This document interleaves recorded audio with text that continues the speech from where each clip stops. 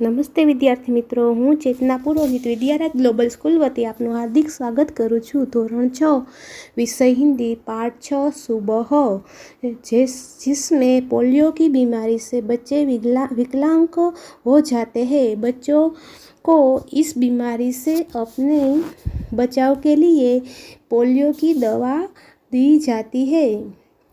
इस सच्ची घटना में पोलियो विकलांग बालिका रेशमा की अपनी सूझबूझ और साहस से काम लेती है। उसकी शारीरिक कमी के इरादे को वो कभी बाधा नहीं बनने देती। वह जिंदा दिल एवं परिश्रम से अपना जीवन कैसे जी रही है, इसकी निरूपण इस घटना में किया गया है। इस पाठ को समझने के लिए हम आगे यह कथा सुनेंगे, यानी कि पाठ समझेंगे। एक दिन रेशमा नींद से जगी। तब सुबह रेशमा ने देखा कि घर के सभी लोग सफाई में व्यस्त है। कोई सामान झाड़ रहा है तो कोई मकड़ी के झाले उतार रहे हैं। रेशमा ने सोचा, जरूर आज कोई खास बात है। रेशमा बाहर आई और माँ, आज कोई खास बात है? सब इतनी सुबह उठकर घर की सफाई में जुटे हैं। रेशमा ने उत्सुकता से पूछा। हाँ बिटिया रानी, त्योहार के दिन है, भूल गई क्या? पहले से ही साफ सफाई हो जाए तो अच्छी तरह से त्योहार का आनंद ले पाएंगे। माँ ने प्यार से रेशमा के गाल को सहलाते हुए कहा। ओह, मैं तो एकदम भुलक्कड़ हो गई हूँ। पर माँ, आपने मुझे तो कोई काम सौंपा ही नहीं, मैं क्या करूँ बताओ माँ। अच्छा चलो, पहले नहा धोकर तैयार हो जाओ, फिर बताऊंगी। बहुत से काम मैं भी आपकी मदद करना चाहती हूँ, माँ ने कहा। रेशमा ने रुआए से स्वर में कहा, मदद तो मैं जरूर लूँगी। मैंने तुम्हारे लिए कई काम सोच रखे हैं। नहा धोकर नाश्ता कर लो, फिर बताऊंगी। कहते कहते माँ ने रेशमा को उसकी पहली वाली कुर्सी पर बिठा दिया। रेशमा ने अपनी पहिए वाली कुर्सी को धीरे धीरे धकेला और अपने दैनिक कार्यों में लग गई। रेशमा जब 5 साल की थी तभी से उसे दोनों पैर काम नहीं करते थे।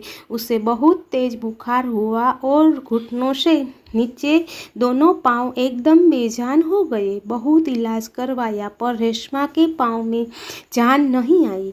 उसे पोलियो हो गया था। रेशमा बहुत हिम्मत वाली लड़की थी। शुरू शुरू में उसे जरूर दूसरों की सहायता लेनी पड़ी, परंतु अब 11 साल की उम्र में वह अपने सारे काम स्वयं करती है। वह अपने परिवार पर अपने काम के लिए निर्भर नहीं रहना चाहती। रेशमा परिवार के सभी सदस्यों के आंखों का तारा थी। पिताजी, छोटे भैया गोलू, दादाजी सब उसे बहुत प्यार करते थे। माँ ने रसोई घर में सारे बर्तन, डिब्बे, बोतलें नीचे उतार कर साफ कर दिए थे। उन्होंने रेशमा को आवाज़ दी, रेशु, अगर तुमने नाश्ता कर लिया हो तो काम में मेरे हाथ बटाओ। माँ, मैं नाश्ता कर लिया है। दूध का मेवे वाला दलिया बहुत अच्छा बना है। माँ, मैं हाथ धोकर अभी आती हूँ। रेशमा अपनी कुर्सी को धकेलते हुए रसोई घर में पहुँची। रेशमा माँ को बर्तन डिब्बों पर लेबल लगा कर पकड़ाती गई और माँ उन्हें व्यवस्थित ढंग से सजाती गई। रसोई घर फिर से चमकने लगा। पिताजी दफ्तर चले गए। माँ को लड्डू बनाने के लिए कुछ जरूरी सामान चाहिए था। गोलू को बहुत छोटा है। दादाजी बहुत बुजुर्ग है। अब सामान लाने कौन? माँ परेशान थी। रेशमा ने कहा, सामान मैं ले आऊँगी, बस आप मुझे सामान की लिस्ट और एक थैला दे दीजिए। तुम ले आओगी अकेली? माँ ने पूछा। हाँ माँ, एक बार पहले भी तो लाई थी। रेशमा की आवाज़ में दृढ़ता थी। तो ठीक है, तुम्हारी बात सच्ची है, तुम्हें ही ले आओ, लेकिन ध्यान से जाना, सारा सामान नुक्कड़ वाली दुकान से ही मिल जाएगा। थोड़ी देर बाद रेशमा सारा सामान लेकर लौटी। उसने गोलू को आवाज़ दी, गोलू ये लो तुम्हारे लिए टॉफ़ी लाई हूँ। गोलू टॉफ़ी पाकर खुश से उछलने लगा। कुछ ही दिन बीते थे। एक दिन शाम को रेशमा का घर दियों के झिलझिला प्रकाश से जगमगा रहा था। पूरा मोहल्ला जगमगा रहा था, जहाँ रोशनी ही रोशनी थी। क्या ज़मीन, क्या आसमान। दादी जी ने बताया कि दीपावली अंधेरे पर उजाले की बात का त्योहार है। बुराई पर अच्छाई और असत्य पर सत्य की सदा जीत होती है। इस दिन रावण को पराजित कर राम अयोध्या लौटे थे। उसी खुशी में यह त्योहार मनाया जाता है। रेशमा और गोलू बड़े ध्यान से दादी जी की बात सुन रहे थे। कुछ देर बाद उसने मिलकर पूजा की और प्रसाद खाया। गोलू अपने दोस्तों के साथ पटाखे छुड़ाने के में मगन हो गया। रेशमा अपने दादा दादी के साथ फुलझड़ियाँ जला रही थी।